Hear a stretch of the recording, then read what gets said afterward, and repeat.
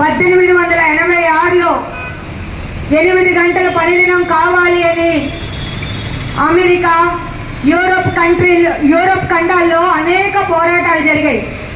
ఆ పోరాటాలకి తలమానికంగా జరిగిన ఒక పోరాటంలో 8 మంది కార్మిక నాయకుల్ని ఉరితీశారు. మన పూర్ణ మార్కెట్ లాంటిదే చికాగోలో హే మార్కెట్ అనే ఒక మార్కెట్ ఉంది. ఇలాగే ఓ 300 మందో 400 మందో మీటింగ్ పెట్టుకున్నారు. 8 గంటలు పని కావాలి, 8 గంటలే పని చేస్తాము, గొడ్డుల్లాగా పని చెయ్యలేము, మాకు నిద్ర కావాలి, సరిపడా తిండి కావాలి, కనీస వేతనం కావాలి అని చెప్పి పోరాటం మొదలుపెట్టి మొత్తం లక్షల మంది కార్మికులు ఈ పిలుపుని అందుకొని ఫ్యాక్టరీలు బంద్ చేసి ప్రదర్శనలు చేశారు. అలాంటి ఒక ప్రదర్శనకి ముగింపుగా హే మార్కెట్ లో ఇలాంటి మీటింగ్ జరిగితే పోలీసులే బాంబులేసి పోలీసు వాళ్ళని చంపుకున్నారు. ఆ బాంబులు వేయడానికి కార్మిక సంఘం నాయకులే కారణం అని చెప్పి ఆ మీటింగ్ కి ఎవరైతే నాయకత్వం వహించారో వాళ్ళందరినీ ఉరి తీశారు. అలా ఉరి తీయబడ్డ తర్వాత ప్రపంచమంతా అగ్నిగోళం అయిన తర్వాత 8 గంటల పనిదినం మనకి వచ్చింది. మన ముందు తరం వాళ్ళు ప్రాణ త్యాగాలు చేస్తేనే మనకి 8 గంటల పనిదినం హక్కు వచ్చింది. అలాంటి మహానుభావులకి, అలాంటి ప్రాణ త్యాగాలు చేసిన అమర వీరులకి స్మరించుకోవడం కోసం, వాళ్ళ బాటలో పయనిస్తాము అని ప్రతిజ్ఞ చేయడం కోసం మనం ఈరోజు ప్రపంచవ్యాప్తంగా మేడే జరుపుకుంటున్నాము. కాబట్టి జోహార్ మేడే అమర వీరులకు. అందరూ నోరెత్తి చెప్పండి, జోహార్ మేడే అమర వీరులకు. వాళ్ళ పేరు చదువుతాను, వినండి. August Spies, Albert Parson, George Engel, Adolph స్పింక్చర్, లూయిస్ లింగ్, మైకెల్ సిబాబౌ, ఆస్కార్ లీబే, శామ్యూల్ ఫైల్టన్. జోహార్ అమర వీరులకు.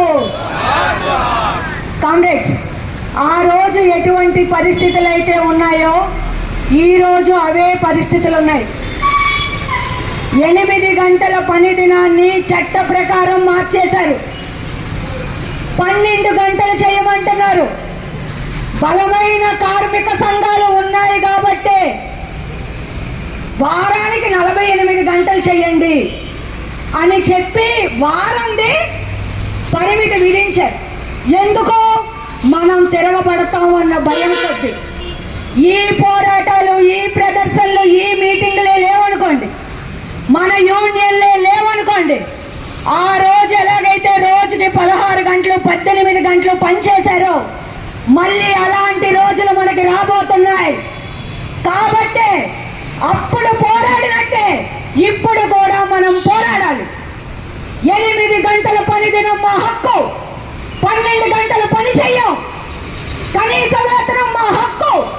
పని భారం తగ్గించాలి.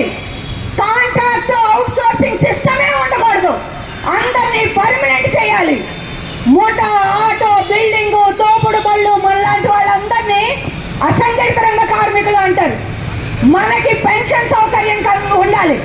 మనకి కూలి రేట్లకు ఒక పద్ధతి అంటూ ఉండాలి. మనం చచ్చిపోతే దానికి ప్రభుత్వం, యాజమాన్యం బాధ్యత వహించాలి. దాన్నే సమగ్ర చట్టం అని అంటాం. సమగ్ర చట్టం ఉండాలి. మనుషులుగా మనం బతకాలి. మన పిల్లలు గౌరవంగా బతకాలి. మా అమ్మ ఇది, మా నాన్న ఇది, నేను వాళ్ళ బిడ్డని, నేను ఎవరిని దోచుకోలేదు, మా కుటుంబం ఎవరిని దోచుకోలేదు. మా నాన్న కష్టపడి పెంచాడు, మా అమ్మ కష్టపడి పెంచింది. మా కష్టానికి తగిన ప్రతిఫలం కోసం మా అమ్మ నాన్న ఎర్ర జెండా పట్టుకొని పోరాడారు. కాబట్టి నేను ఈ రోజు సగర్వంగా ఈ ఇంజనీరింగ్ ఉద్యోగమో, ఈ డాక్టర్ ఉద్యోగమో, ఈ సాఫ్ట్వేర్ ఉద్యోగమో చేస్తున్నాను అని వాళ్ళు ఎక్కడైనా సగర్వంగా చెప్పుకునేటట్టు మన పోరాటాలు సాగాలి. లేకపోతే మళ్ళీ మనల్ని బానిసలుగా చేస్తారు. 2019 మొన్న ఎలక్షన్స్ 2019 కాదు, మొన్న ఎలక్షన్స్ 2024. 2024 ఎలక్షన్స్ లో మోడీ మనకి చెప్పింది ఒక్కటి చెప్పండి.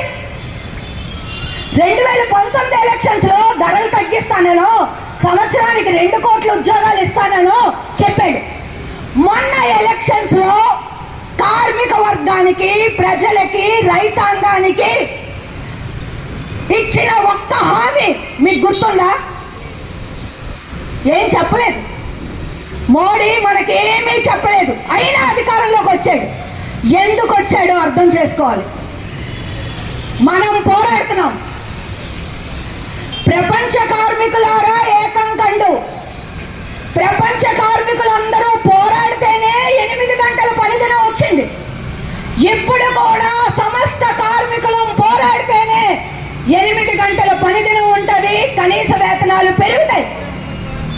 ఈ అందరినీ ఐక్యం చెయ్యాలి అని చెప్పి మనం పోరాడుతుంటే మోడీ ఏం చేస్తున్నాడు? దళితుల మీద దాడి చేస్తున్నాడు. దళిత క్రిస్టియన్స్ కి ఎస్సీ హోదా రద్దన్నాడు. దళిత రైతులకి ఎవరికైతే భూములు ఇచ్చాడో ఆ భూములన్నీ తిరిగి లాక్కుంటున్నాడు. ఇదిగో ముస్లిము, వీళ్ళని చంపండి. ఇదిగో దళితులు గొడ్డు మాంసం తింటారు, వీళ్ళ మీద దాడి చేయండి. అల్లదిగో అక్కడ మసీదు ఉంది, మసీదుని తప్పండి. శివలింగాలు దొరికితే మాకు, శవాలు దొరికితే మీకు. హిందూ, ముస్లిము, క్రిస్టియన్ తగువులు పెడుతున్నాడు మోడీ. బీజేపీ తగువులు పెడుతోంది, ఆర్ఎస్ఎస్ తగువులు పెడుతోంది. మనమేమో అందరూ ఐక్యం కండి, ఎవరు ఎక్కడ పని చేసినా అందరూ కార్మికులే రండి అని మనం అంటే హిందువు, ముస్లిము, క్రిస్టియన్ అని మతం పేరుతో తగువులు పెట్టి మనల్ని ఐక్యం కాకుండా చూసి జై శ్రీరామ్ అని చెప్పి ఏమని చెప్తున్నాడు? ఏమని చెప్తున్నాడు మోడీ? నాకు వినబడలేదు. ఏమని చెప్తున్నాడు మోడీ? జై శ్రీరామ్ అంటున్నాడు. అతనేం చేస్తున్నాడు?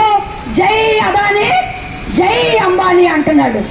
మనల్నేమో జై శ్రీరామ్ అని చెప్పి పూజలు పునస్కారాలు చేసుకోండి, గుళ్ళు గోపురాల చుట్టూ తిరగండి, నేను మొత్తం దేశాన్ని అదానికి అంబానీకి ఇచ్చేస్తాను, మీరు అవేవి చూడకుండా ఉండడానికి మీ మధ్య ఇగో క్రిస్టియన్ల మీద దాడి, ముస్లింల మీద దాడి, ఆడోళ్ళ మీద దాడి, దళితుల మీద దాడి, కొండ మీద ఉన్నోళ్ళ మీద దాడి.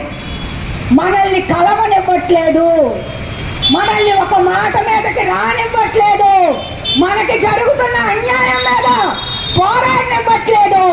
కాబట్టే మనం ఈ మోసాన్ని గ్రహించాలి. మనమేమో 26,000 రూపాయల వేతనం కావాలి అంటే 26,000 రూపాయలు వేతనం కావాలి అంటే నెలకు ఎంత పడింది? రోజుకి ఎంత పడింది? సుమారు 1000 రూపాయలు. మోడీ ఎంత కావాలని చెప్తున్నాడు తెలుసా? 178 రూపాయలు రోజు వేతనం ఉంటే ఒక కార్మికుడు లేదా కార్మికురాలు బతకగలదు అని చెప్తున్నాడు. మనం అడిగిందంతా 1000 రూపాయలు, ఆయన ఇస్తానంటుంది ఎంత? 178 రూపాయలు. అటువంటి లేబర్ కోడ్స్ రద్దవ్వాలా వద్దా?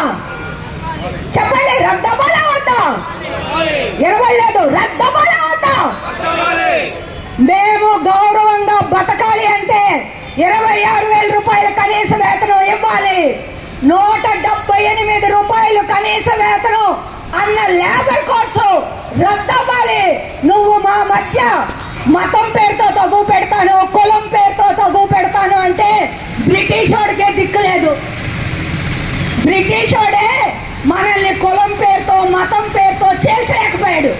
నువ్వెంత? భారతదేశం, ఈ దేశంలో పుట్టిన మేమంతా ఒక తల్లి బిడ్డలు, భారతీయులంతా ఒక్కటే. మేము మా హక్కుల కోసం పోరాడతాం. హిందూ, ముస్లిం, క్రిస్టియన్ భాయ్ భాయ్, అవునా కాదా? చెప్పండి నాతో పాటు, హిందూ, ముస్లిం, క్రిస్టియన్ భాయ్ భాయ్. దళితుల హక్కుల కోసం, మైనారిటీల హక్కుల కోసం, మహిళల హక్కుల కోసం నిలబడతాం. 178 రూపాయలు మాకొద్దు. కనీస వేతనం 26,000 రూపాయలు కావాలి. 8 గంటల పనిదినం కావాలి. కామ్రేడ్స్, మనం మోడీకి అదే చెప్పదలుచుకున్నాం. అందుకే ఈ రోజు దేశవ్యాప్తంగా మీటింగ్లు, ఆ వాళ్ళ ప్రాణ త్యాగాలకు విలువిస్తాం. మన బతుకుల్ని సర్వనాశనం చేయాలనుకున్న ఈ మత రాజకీయాలు మాకొద్దు. కార్మికులు, రైతులు బతికే రాజకీయాలు మాకు కావాలి. అలాంటి కార్మిక రాజ్యం నిర్మించడం కోసం, సోషలిజాన్ని ఈ దేశంలో తేవడం కోసం సిఐటియు కంకణ బద్దులై పని చేస్తుంది. అటువంటి సిఐటియు మార్గంలో సిఐటియు సంఘ సభ్యులైన మీరందరూ కూడా పయనించాలని, మన మీద జరుగుతున్న ప్రతి దాడికి వ్యతిరేకంగా పోరాటంలో ముందుండాలని చెప్పి కోరుకుంటూ థ్యాంక్ యూ కామ్రేడ్స్.